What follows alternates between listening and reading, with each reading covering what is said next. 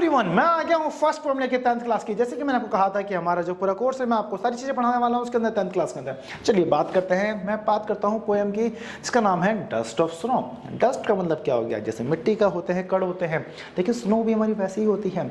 कभी आप स्नो इलाके में गए हो, वहाँ पे क्या होता है, जैसे बर्फ़ स्नोफॉल अगर हो रही है, लेकिन अभी तो स्नोफॉल हो रही है, लेकिन अगर जैसे जैसे शाम हो जाएगी तो जो स्नो होती है वो काफ़ी ज़्यादा स्ट्रॉन्ग हो जाती है।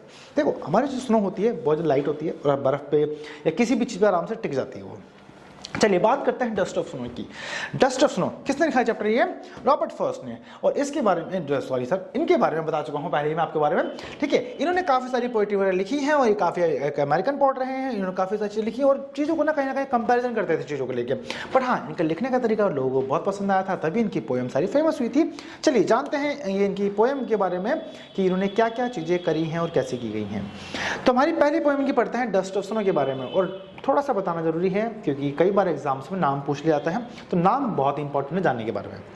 देखो यहाँ पे जो ट्री दिया गया है हेमलॉक ट्री, वो कहीं ना कहीं एक पॉइजनस ट्री है।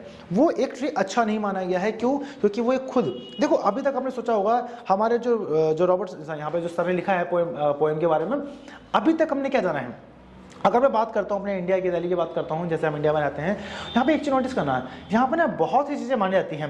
जैसे कि बिल्ली रास्ता काट गई तो आगे नहीं जाना, काम खराब हो जाएगा। किसी ने अगर छींक मार दिया या स्नीच कर दिया तो हमें आगे नहीं बढ़ना है, ठीक है। कोई खाली बर्तन लेके जाता है तो घर से बाहर नहीं जाना है। बहुत सी बातें बनाई गई हैं, लेकिन देखो हर बार कोई नेगेटिव चीज़ हमेशा पॉजिटिव ही होती है। बट हाँ, अगर कुछ ना कुछ वजह होती है, लेकिन हमारे जो इंडिया है वहाँ पर बहुत सी बातें मानी जाती हैं, हमें भी कहीं ना कहीं बिना वजह मानना पड़ता है। चलिए बात करते हैं, अगर मैं चैप्टर की बात करता हूँ, यहाँ पे क्या है, दो तीन चीजें हैं जो भी बात करने जा रहे हैं चैप्टर के बारे में, वो नेगेटिव ही हैं। बट अगर मैं बात करता हूँ, यहाँ पर जो पोइटर हैं इन्होंने क्या करा है, इस बातों को सारा झूठा ठहराया है, यानी कि गलत साबित करा है कि जरूरी नहीं है कि जो चीज़ नेगेटिव है वो नेगेटिव रहे, कई बार वो पॉजिटिव भी हो सकती है। चलिए बात करते हैं अपने पोएम की, थोड़ा सा पढ़ते हैं ताकि पढ़ने से हमें थोड़ा समझ में भी आ जाएगा और फिर चीज़ें क्लियर हो जाएंगी। द वे अ क्रो, देखो क्रो क्या होता है, क्रो हमेशा नेगेटिव माना जाता है कि जब कौवा कहीं बैठता है, हमारे इंडिया में होता है ना, घर पे कौवा बैठ जाता है उसको भगा देते हैं, तो कौवा भी नेगेटिव, क्रो है उसको भी नेगेटिव माना गया है। बट इस चैप्टर के अंदर उसको पॉजिटिव बोला गया है। अब एक पेड़ है जहाँ पे स्नोफॉल था, काफ़ी सारे जितने पेड़ थे वहाँ पे स्नोफॉल से ढके हुए थे, लेकिन जब वहाँ से पोइट गुजर रहे होते हैं उनका मूड पहले से ही खराब होता है। शायद कुछ हो गया होगा, वाइफ से लड़ाई हुई होगी या दोस्तों ने कुछ बोल दिया होगा या गर्लफ्रेंड से लड़ाई होगी, और जो भी क्या हमें क्या करना, ठीक है। तो वहाँ से गुजर रहे होते हैं तो पेड़ के नीचे से, तो वहाँ पे क्या होता है, the way a crow shook down on me the dust of snow from a hemlock tree। देखो जो क्रो है वो भी एक नेगेटिव है, और एक देखो शुक मतलब हिलाना हो गया, जो बर्फ वहाँ पे बैठा होगा उसको हल्का सा आके बैठा होगा या फिर हिला दिया होगा हल्का सा पेड़ को, तो वहाँ से जो हल्की स्नो थी वो आके इनके शोल्डर पे गिर जाती है। और जैसे ही गिर जाती है तो क्या होता है, अ dust of snow from the hemlock tree. और देखो ट्री है वो भी कैसा नेगेटिव है, एक जहरीला पेड़ है हमारा, ठीक है। लेकिन जैसे ही वहाँ पे गिरता है, अब देखो अब सडनली क्या होता है, आप सो रहे हो और अगर आपके पास गलती से पानी डाल देते हैं, और जैसे ही पानी डालेंगे तो पूरा माइंड ऐसे एकदम से एक्टिव हो जाता है ना।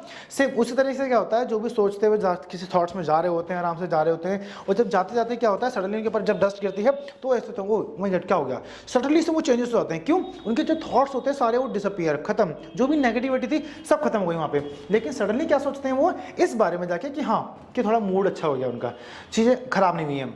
कई बार क्या होता है, खाली बैठे बैठे हमारा आइसक्रीम खाने का मन करता है कि चलो आइसक्रीम खा लेते, क्या पता है मूड ठीक हो जाएगा। कहते हैं ना कुछ ठंडा खा ले तेरा मूड ठीक हो जाएगा, तो कुछ वैसे ही था। जब ठंडी इनके ऊपर बर्फ उनके ऊपर जब स्नोफॉल गिरी इनके ऊपर, तो पूरा मूड जो था पूरा चेंज हो गया।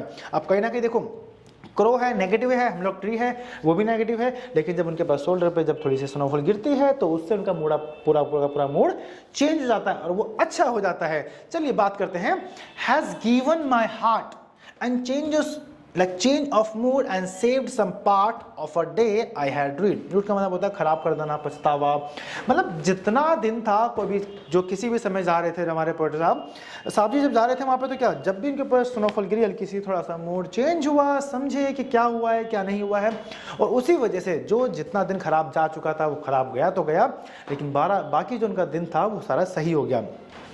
तो कहीं ना कहीं जो हेमलॉक ट्री था वो नेगेटिव ना मानकर इस चैप्टर में दिखाया गया है, उसको पॉजिटिव दिखाया गया है। जैसा भी ट्री था वैसे नेगेटिव मानते हैं, लेकिन जब वहां से गए तो उनका थोड़ा सा मूड चेंज हो गया, और मूड चेंज हो गया तो उनका दिन बाकी का अच्छा गया। समझ में आ रहा है? चलिए मिलते हैं नेक्स्ट चैप्टर में, नेक्स्ट वीडियो में, ताकि मैं आपको और चीज़ समझा पाऊंगा। और अगर आप हमारे चैनल पर नए हैं तो चैनल को सब्सक्राइब करना ना भूलें, और दोस्तों को शेयर करना वीडियो ना भूलें। और हाँ, अगर वीडियो देखते हो पूरी तो कृपया करके लाइक भी किया करिए। चलिए मिलते हैं नेक्स्ट वीडियो में।